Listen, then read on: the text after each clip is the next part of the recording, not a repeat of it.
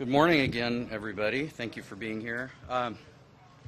We're just going to be a couple more minutes, so appreciate your patience. Just before everybody gets out here, if I could just kind of set some ground rules for us.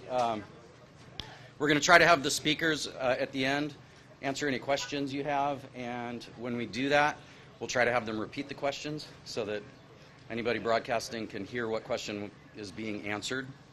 And then when it does come time to questions, if you could just, as a show of hands, as opposed to blurting out your question, that'll just help everybody out a lot, being able to kind of identify who they're answering a question for. So show of hands, we're going to try to get to everybody and answer everybody's questions, but your patience and cooperation with that is appreciated. And then finally, we'll have a Spanish translator that'll be able to do any one-on-ones after the fact. So for any of our Spanish media affiliates, we'll be able to do that separately. All right, so yeah, today I have Sheriff Bill Brown, United States Coast Guard Captain Monica Rochester, Santa Barbara County Fire Chief Mark Hartwig, and Suzanne Grimacy from our county's Behavioral Wellness. Okay, so just a couple more minutes and we'll be out and we'll get things started.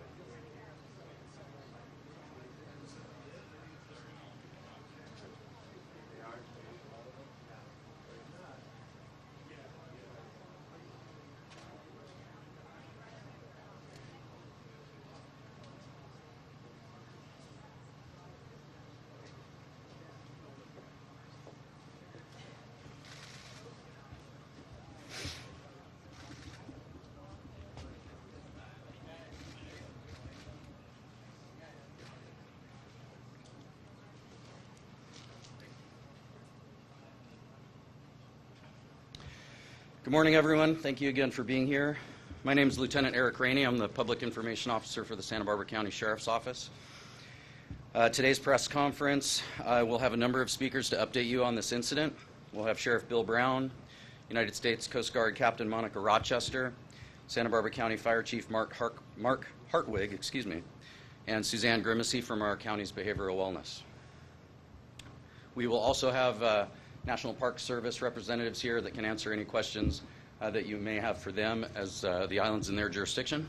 We'll do that after the press conference. Without further ado, I'd like to welcome Sheriff Bill Brown to the podium. Thank you. Thank you, Lieutenant Rainey, and thank you all for being here today once again. I want to just begin by saying once again that our hearts go out to all of the victims' families who are having to endure this terrible process as we work to recover loved ones and have searched for their loved ones. We realize that the information that we're about to convey in this press conference is difficult and painful for them, and we want to just let them know that they are in our hearts and that we express our deepest sympathies. Yesterday, beginning at first light and continuing throughout the day, the search for survivors and victims of the disaster that took place on the Conception continued. As part of the initial size-up to assess the search area, we were fortunate that the Los Angeles County Sheriff's Department dive team flew into the area and deployed divers. Once the size-up was completed, the search operation was turned over to the Santa Barbara Sheriff's Underwater Search and Rescue Team. The U.S. Coast Guard, the National Park Service, the San Luis Obispo Sheriff's Dive Team all supported our team's search efforts in the search and recovery process. Sadly, no additional survivors have been found. An additional 16 victims were located in yesterday afternoon's efforts and were brought back to our Coroner's Bureau. This makes in total 20 victims who have been recovered and transported to our Coroner's Bureau. Thus far, the victims have only been identified as 11 female and 9 male remains. There were several other victims that were seen by the divers, somewhere between 4 and 6, that are still within the wreckage, but due to the positioning of the boat, they were unable to be recovered before nightfall.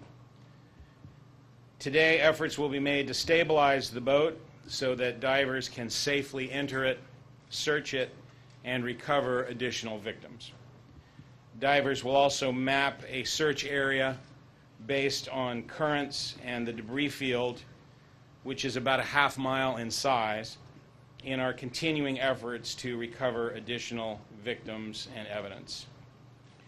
This type of underwater search and recovery operation can be taxing and dangerous, with divers operating in up to 65 feet of water. We want to make sure that this process is done safely and methodically, so we appreciate the families and the patients, the families and the public's patience and understanding as the search continues. I want to talk a little bit about the coroner's process and the investigative process. The process of identifying the victims and notifying families is underway, concurrent with the search effort.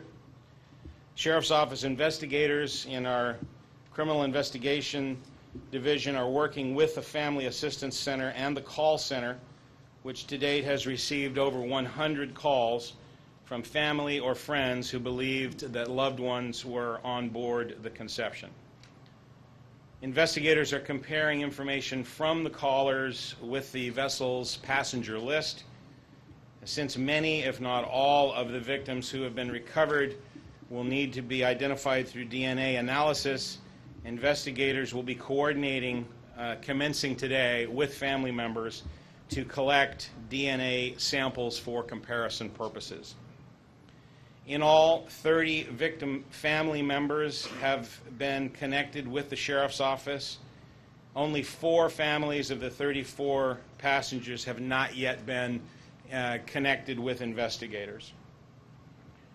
The Sheriff's Coroner's Bureau has had mutual aid assistance from the Los Angeles County Medical Examiner's Office, and a special team from the state's Department of Justice is lending their expertise with a rapid DNA analysis tool that was instrumental in identifying victims in the Camp Fire.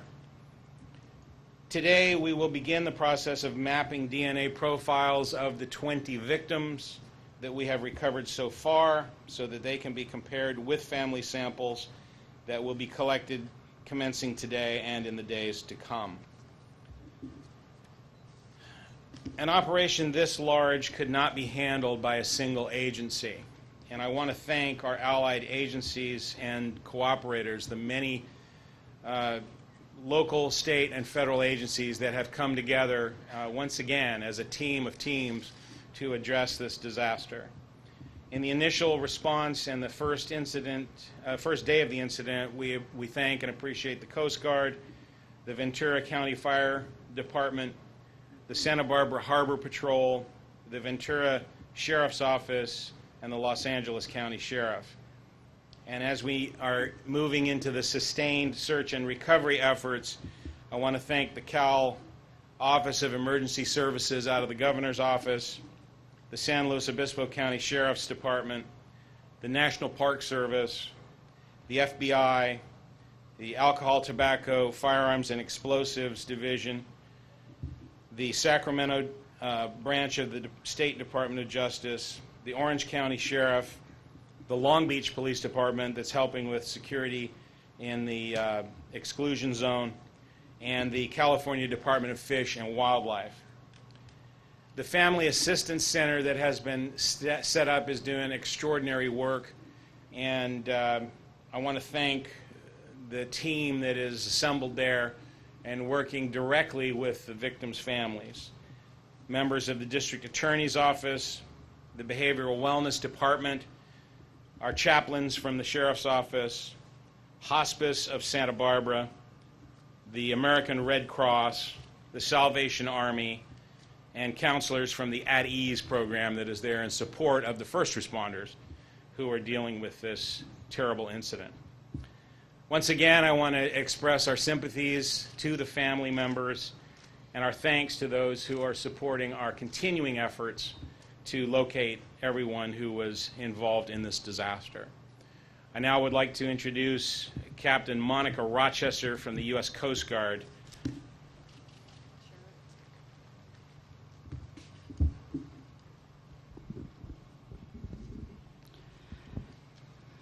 I'm Captain Monica Rochester, Captain of the Port for Coast Guard Sector Los Angeles, Long Beach.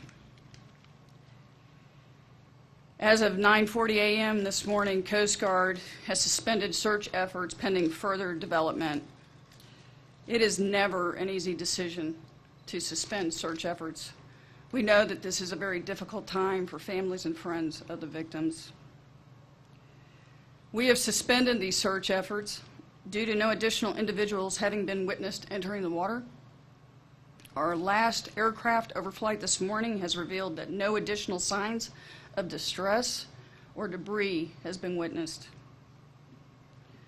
The Coast Guard and other partner agencies conducted 7 missions consisting of 3 helicopter crews and multiple surface assets covering an area of approximately 160 miles.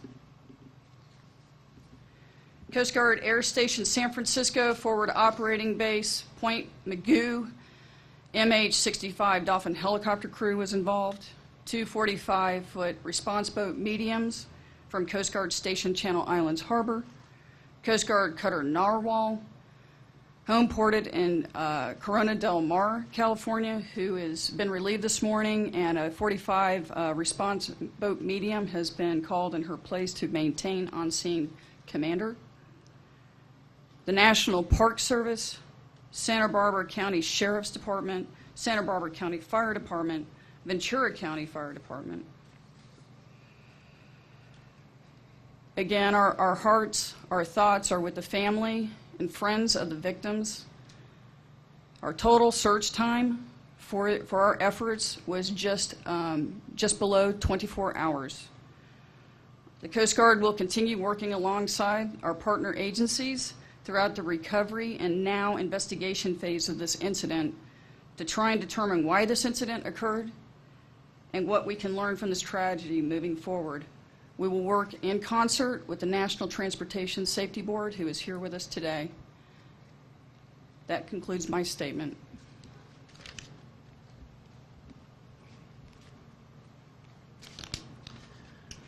Mark Hartwig, County Fire Chief, Fire Warden. As this community continues to deal with the unfolding tragedy and as this incident really turns into a search and recovery effort, the County Fire District is committed to, on behalf of the County of Santa Barbara, expending all necessary means to find out the cause and origin of the fire aboard this vessel in the County of Santa Barbara. We're sensitive to the fact that families are gathered today, some from outside of the area, to bring their loved ones home. And in many cases will only be faced with the ability to know that we recovered them, and then will rely on us to do everything in our power to find out what happened aboard that vessel in the last moments of these family members' lives. That's our commitment from the County of Santa Barbara, and we'll keep you posted as we get more information.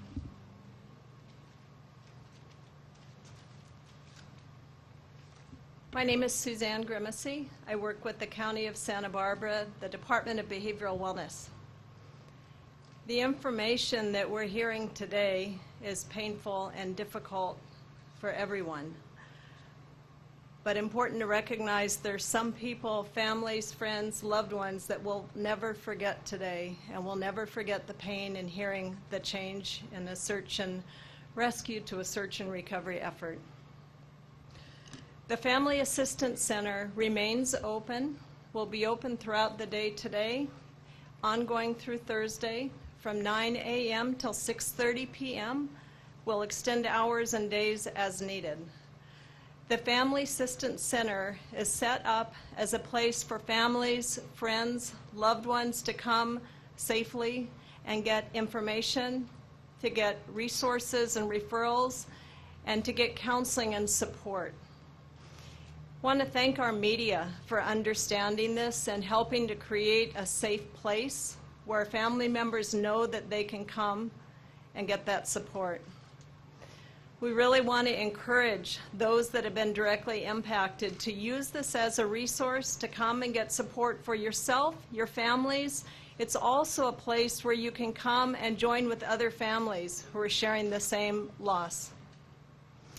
The Family Assistance Center, as you heard from Sheriff Brown, is staffed by a broad team by the Department of Behavioral Wellness. We have local clergy and chaplains. We have the District Attorney's Office present, American Red Cross, Hospice of Santa Barbara. We have fire, police, sheriff, Coast Guard will be joining us today. So really encourage families to utilize this resource. And our county information call line remains available as well. The number is 833-688-5551.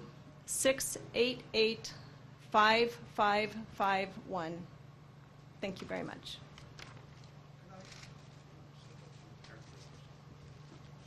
All right, ladies and gentlemen, we'll take some questions right here. Captain Rochester, I'd like to ask you a two-part question, Captain. First of all, clarification for me. I heard many of my colleagues. Are vessels like this required to have some type of smoke detector on there? And my second question, more or less an explanation from you. For people who don't understand, what does it mean when you go from search to recovery? What are the implications? What does it actually mean? Okay, the first question is, are these types of vessels required to have smoke detectors on board? And that is correct. They are required to have that in all berthing spaces. And the second question was, what are the implications associated with moving from a search and rescue operation to a recovery. And that is, we have made the determination based on current information that as far as deliberate search and rescue efforts, they have ceased. So that means the Coast Guard will not necessarily be tasking any of our boats or our helicopters to continue to be looking for victims. And so that transitions into the recovery phase, as the sheriff mentioned, for the victims. Following up. Please, just one at a time. Quick question for you. Can you explain what did the crew tell you about how this fire started and the frantic moments that followed? Okay, what did the crew tell me how the fire started and the frantic moments? I don't have any of that information. What did they tell the Coast Guard? It's been 24 hours. The Coast Guard is presently in the process of investigating and interviewing those folks with the National Transportation Safety Board, so I don't have that information. They were able to get to a dinghy in order to save their own. I know that based on the Mayday call that came over. That's my collective information. Has anybody spoken with them since they were arrested? I believe the Santa Barbara detectives were spoken with them. Let me transition to this gentleman here. What they did say to you, is that Nobody said anything directly to me, okay? We received the Mayday call over Channel 16 through our Sector Command Center. At this point, are you assuming that all 34 passengers did not make it? That would be a correct assumption. And can you elaborate? There's been reports that they were possibly locked down in the sleeping area. Is that accurate? I heard that, and that's actually, quite frankly, that's actually on our recorded call for the Mayday. I personally have interviewed that radio watchstander as well as the manager of the floor for this particular incident. A lot of activity was happening, as you can surmise, coming over the communication system, over our radios. A lot of adrenaline, a lot of confusion. And I think my best deduction is the member was the radio communicator was trying to ask for information. There are no locked doors in accommodation spaces aboard these vessels. It's open berthing, and the only privacy that you have, and I'm sure that you've seen, because it's on the vessel's website, are curtains. That's Is it it. likely that they were trapped by the flames on top? I would suspect. Along those lines, the Mayday call also indicated that perhaps there wasn't a fire extinguisher on board, or there was a question of that. I was wondering about that. Okay, this vessel is required to be inspected annually by the U.S. Coast Guard, and it has been in compliance with all federal regulations. It is required to have not only fixed firefighting system, but also portable firefighting systems. The term explosion was mentioned yesterday as a possibility. Are you going there to say that that did occur and that may have been one of the first things to happen versus the speed at which how this fire started? I'm sorry, let me take that a little bit.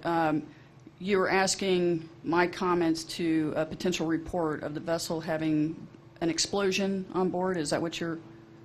Yesterday there was a question and it was discussed as a possibility. Okay, that's all under investigation. I don't have any confirmation of that. Captain, are they required to have a night watch, and was there a night watch? That is also, the question is, are they required to have a night watch or a roving watch? That is also under investigation. My understanding is, on the regulations, that is correct. One more question. Is there a possibility that you may not bring the boat back up? I don't have that information right now.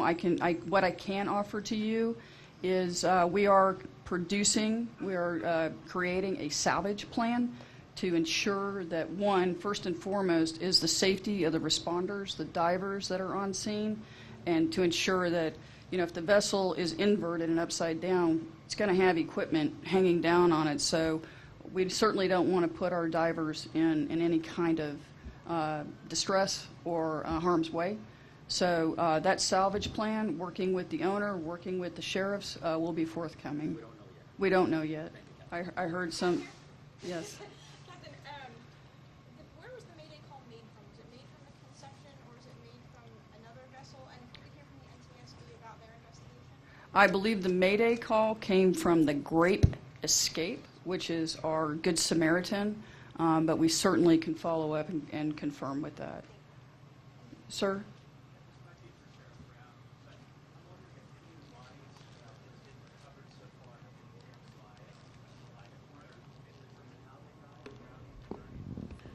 The question was, have any of the bodies that have been recovered thus far been examined by the pathologist to determine what the cause of death was? And at this point, they have not. We have not conducted the actual autopsies yet on those bodies, and they have been visually examined, but not subject to autopsy.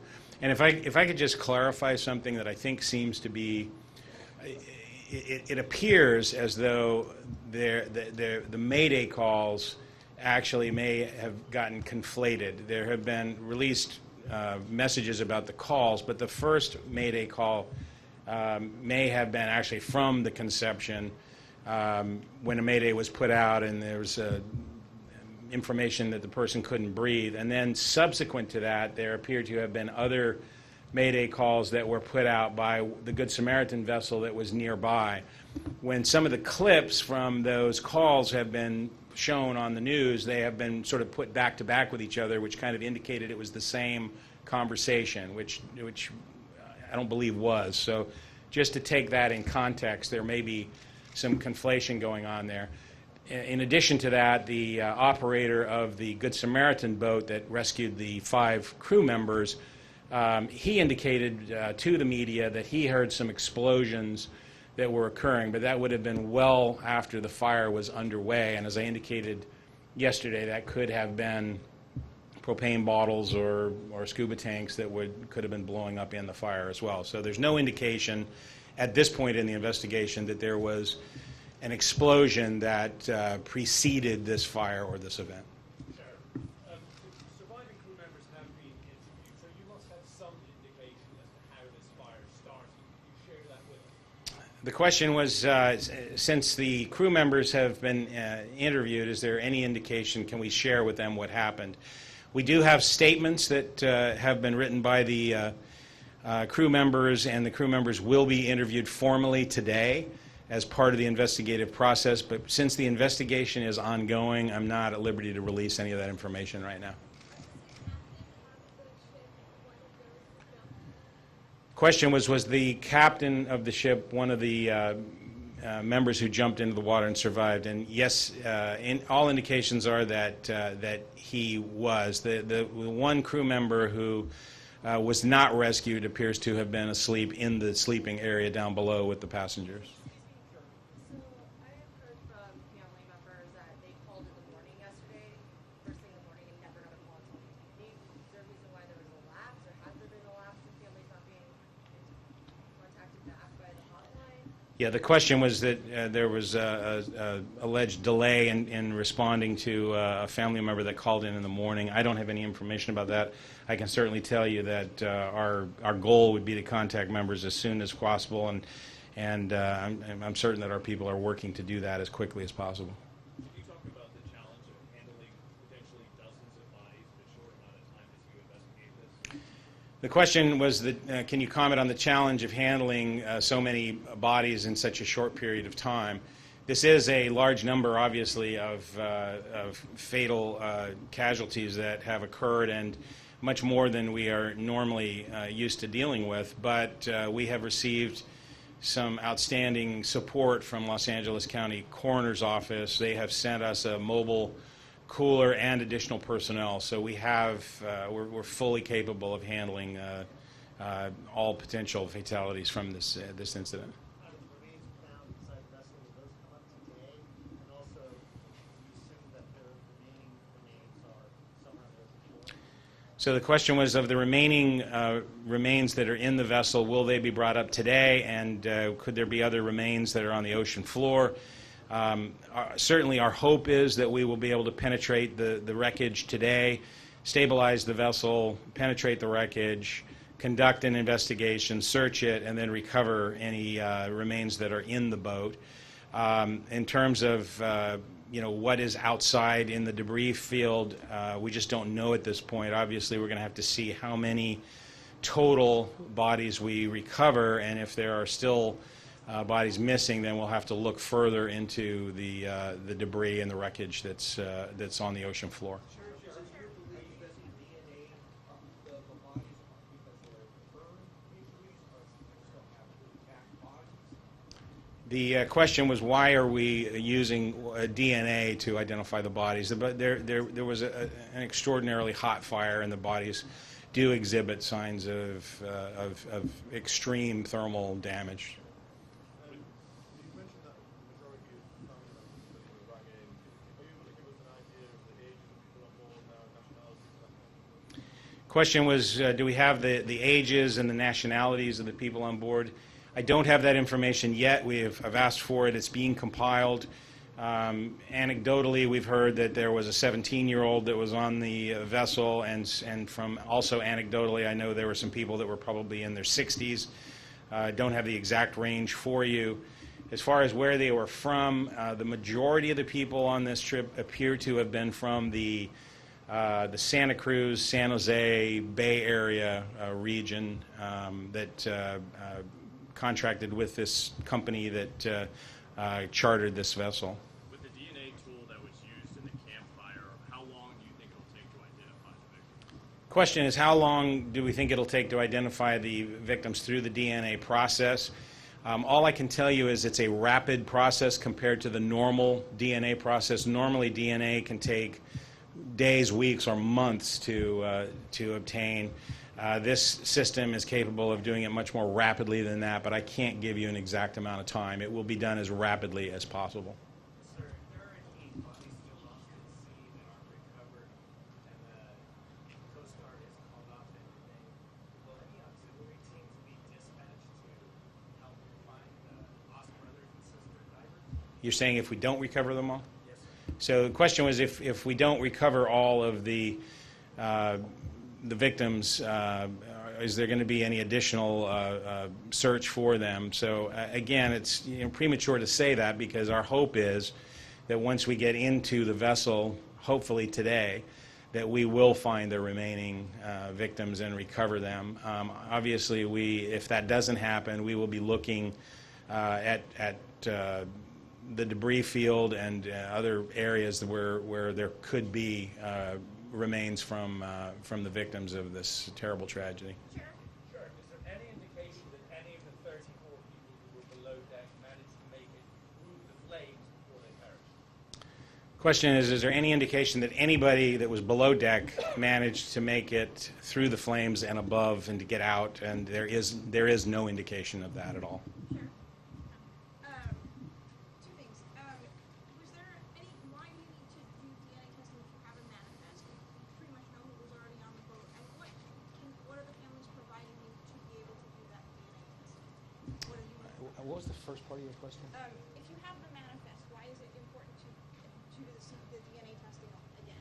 So the question was, since we have the manifest and names of people who were aboard the vessel, why is it important to use DNA to determine it? We have to make a determination that the people whose names we have are in fact those people who were aboard the vessel, those who we know have perished, and those who we are continuing to look for and hopefully will recover shortly. So it has to be done through that process. We don't do it any other way. For the bodies that have been And what do you need from the families to do the DNA analysis? So the question was, what do we need from the families to do DNA analysis? So today our investigators will be reaching out to those family members who have contacted us, and if any family members have not contacted us for any reason, we ask that you do that. The reason being, we need to take familial DNA samples. We need to take a DNA sample from a parent or a sibling of the person who was believed to be on the vessel. That is done with something called a buccal swab. It's basically a swab that just takes saliva from the mouth of the donor, and then that DNA sample that is donated will be compared with DNA samples that we will take from the remains of the victims who are in our custody now. Sure, thank you. Can you shed more light on how it was that 5 of the 6 crew members happened to be up on the bridge? Were they having a meeting? Were they about to breakfast? Were they recharging scuba tanks? What was going on? So the question is, why were the 5 crew members above deck and everyone else below deck? Essentially, The way the ship configuration is, there are 3 decks on this ship. Essentially, the below deck or the lower deck is the sleeping area. The secondary deck it had the galley and the salon area, and the third deck was the crew's quarters and the bridge for the vessel. So the crew would be perfectly normal for the crew to be up on that third deck. That was their assigned location to sleep, and the bridge of the vessel was up there as well. So were they awake or were they also asleep when the fire started? I'm sorry. I want to ask you, is it your belief, based on what you know, that basically those people on that third deck, which are the lower deck, essentially had no chance to survive based on what you're gathering from the information you know so far? Yes, the question was, is it appearing as though the people who were below deck were trapped and unable to exit the vessel? And that does appear to be exactly what happened, that there was a stairwell to get down the main entryway up and down, and there was an escape hatch, and it would appear as though both of those were blocked by fire. For the bodies that have been recovered, has the coroner come up with an initial cause of death at this point? Yeah, the question is, have we got an initial cause of death on the bodies that have been recovered thus far? And no, we have not. We've just done a visual exam on the bodies so far. That will be conducted. You've been busy with the investigative work. What kind of an emotional toll has this taken on you and the men and women in this operation? The question is, we've been very busy with this work, but what kind of emotional toll has this taken on the first responders and all of us who are involved in this incident? And I can tell you that it is a very poignant duty that we have, and many of us have been and will be continuing to go to the Family Assistance Center and to meet with family members and those who are supporting them. And the humanity of this is very evident. The broad impact, the devastating impact on so many families and so many people and on this community is evident, and that is certainly very troubling. What is a small lift, if you will, in the midst of all of that is the way this community and our allied agencies have come together to address this terrible incident.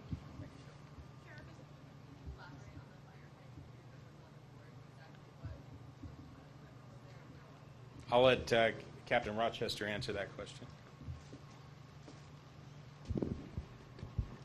Okay, you've asked what type of firefighting equipment was on board and its location. Okay.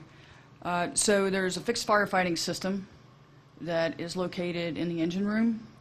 There will be at least handheld, or what we call portable, fire extinguishers at the both exitways or entryways, if you will. There will be portable fire extinguishers there. There will be a fire extinguisher on the bridge, and there will be a fire extinguisher outside on the main deck. According to the last examination inspection that the Coast Guard did, all apparatus was accounted for. Were the crew members awake or asleep? My understanding, the crew, I don't have that clear, but we certainly can get that information for We you. were told they were in their underwear when they got to the Great Escape, which would suggest they were asleep, but yesterday we were being told that they were awake. We will get that clarification for you. On boats like this, do the dive tanks have to be kept in separate standard compartments should a fire eventually?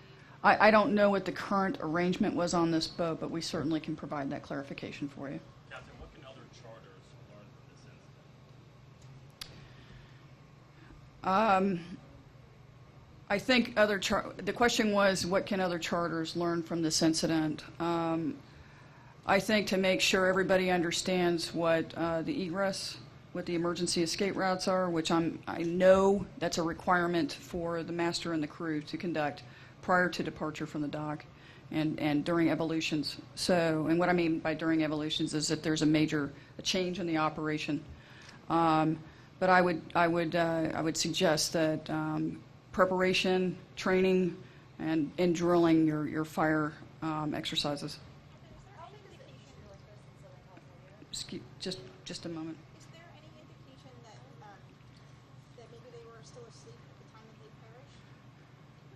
That as the sheriff said, that is the indication that we have at this time. So the question was, are there any indications that the passengers were asleep at the time of the fire? No, were they still asleep when they died? Did anyone, can you tell if they woke up and tried to? That specific, okay, so the question was, were they actually asleep when they perished? And I don't have, that is under investigation. I don't have that specific information.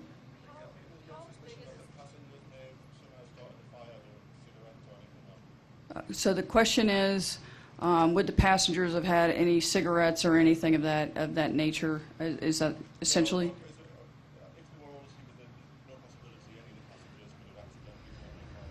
Okay, so the question is, if the passengers were all asleep, would there have been any possibility that somebody would have been smoking or had left a lit cigarette? And that too is under investigation by the NTSB and the Coast Guard, so I don't have any specific information to that. Vessels like this are in operation in Southern California and how big is it to the industry? Okay, so the question is, how many vessels, how many dive vessels are in Southern California, and how big is that operation?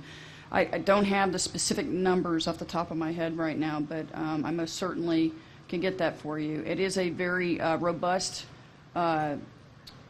industry, especially during the summertime, and here summertime is technically can be all year round because it's Southern California. So Will this affect the industry? I can't speak. Will this accident affect the industry? And I can't speak to that right now. Thank you. We're going to go ahead and take two more questions, these two right here. You first, ma'am.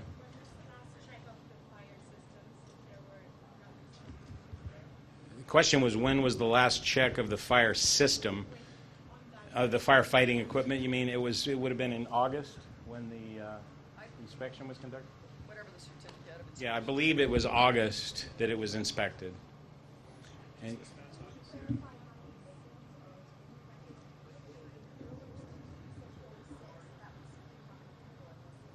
there's 14. The question was, we mentioned earlier that there were 4 to 6 people seen last night still in the wreckage, but how many people are missing? There's still, at this stage, are 14 people who are missing, and the bodies that are still within the wreckage that were sighted last night just before darkness, and we were unable to recover those last night. So our hope is that we'll be able to recover them today. And it was 4 to 6 is what the estimate was. Just to clarify, you said August. Do you mean August of this year or August of last year? Do you know what I haven't seen the certificate of inspection. We can get you that. Yeah, I don't want to give you information on that because I don't know for sure. I thought it was August of this year, but it might have been of 2018. But it's whenever the last inspection was done, the last required inspection was done, all of that equipment was in operational order. So, ladies and gentlemen, that'll conclude our briefing today. We will reassess where we are in terms of additional information, and we will let you know if there will be another news conference sometime tomorrow. And in the meantime, if we have additional relevant information, we will release it through press release. Thank you.